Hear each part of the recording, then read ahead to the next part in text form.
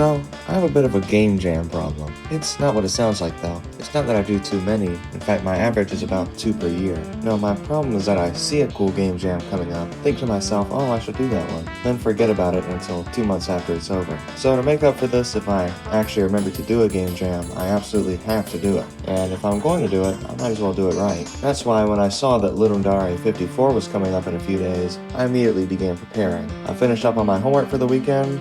I should really do that more often, and clear my schedule. Besides church on Sunday, I would have nothing hindering me from working on this game jam. There's also the issue of picking a game engine. In my last video, I detail my journey of working in Godot, and I'd like to get better in that engine. But there's also the issue that Godot 4 doesn't yet support web exports for C# projects. And we all know that your game won't get played unless it's in a web browser, so I settled on Unity for this jam. Finally, the start time rolled around and I saw the theme, limited space.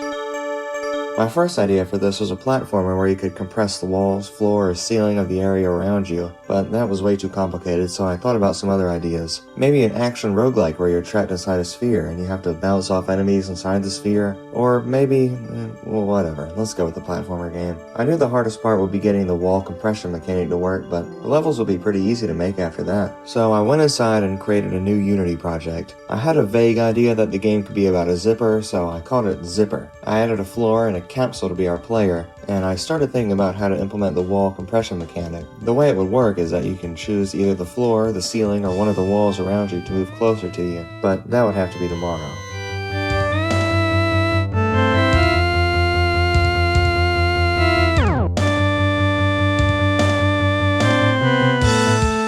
Okay, it's tomorrow now, and it was time to add wall compression. My first idea for implementing this was to create a raycast in the desired direction, then spawn 2 more raycasts to detect the edge of the surface you're compressing, then create a new collider that stretches across that surface. However, that could lead to small errors, which lead to ugly gaps in the colliders, which I don't want. I decided instead to store the surfaces around you in a grid, with each column and row having set boundaries. When you compress a surface, it just creates a new column or row in the grid that you can move around. I started by creating a function to find what grid space the player was currently in, then one to find the grid space of the floor tile under the player, then one to find the edges of the floor, in case it stretches across multiple grid spaces. Finally, I made it so you can move the floor tiles up and down. The difficult part was making it so you could move the floor across grid spaces, but I figured that out as well. Creating these algorithms took all of Saturday morning, and I still had to redo all the code 3 more times for the other directions. I was able to do that within an hour or 2 though, and I decided that the wall compression mechanic was good enough to start working on some other things. First up, a couple of basic levels. Level design for this game wasn't too hard since the brand new mechanic of compressing the walls could disguise any otherwise lackluster puzzle design, which is good since I'm pretty bad at puzzle design. After making sure that these initial levels worked, I moved on to adding some visuals besides bland squares. I found a free Creative Commons wool texture and adjusted it to use both for the background and the tiles. I also created some cartoony sprites for the character who I decided to call Zippy. I made him an anthropomorphic zipper who is constantly extremely nervous and out of breath. I was inspired by Plot for the SNES, which is a game starring a very weird creature who happens to be constantly angry.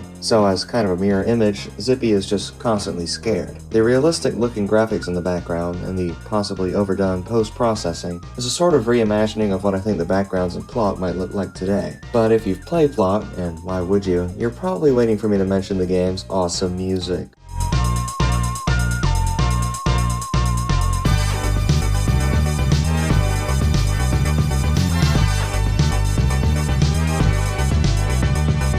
Did I take inspiration from the soundtrack? Well, let this be your answer.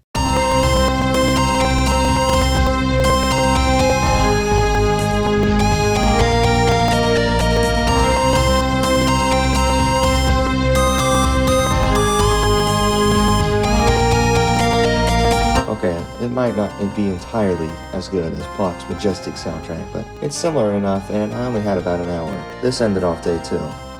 Finally, the last day was upon us, and I had a few tiny things to polish up, as well as, oh yeah, making pretty much all the levels.